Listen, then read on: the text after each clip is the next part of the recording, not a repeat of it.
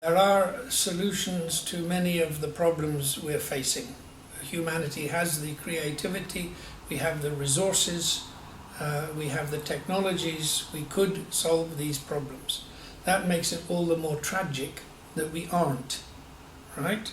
But we must be clear, there's nothing objective which says we can't solve these problems.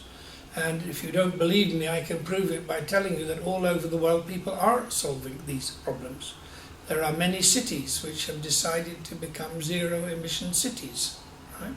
There are businesses, corporations which are moving on to sustainable path. There are all sorts of organizations all over the world committed to tackling this problem.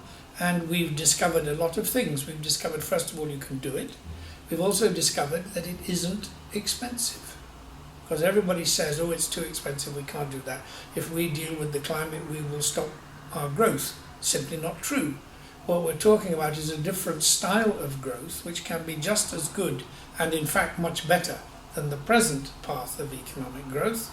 So you can't even say that it's too expensive. And I think another terribly simple message which most people can understand is the following.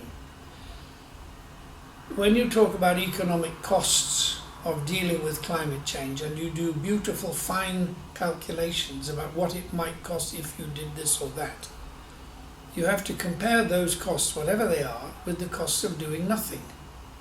And the cost of doing nothing about climate change will be devastation worldwide. First, for the poor and underprivileged who cannot defend themselves, and then ultimately, as we see in California, even for the rich.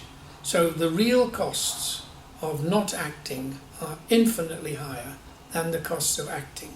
But that's not how the arguments are presented. People argue all the time, it's too expensive to do anything about it. That's nonsense. The fact is, we can do something about it. It will be, in the long run, much cheaper to act.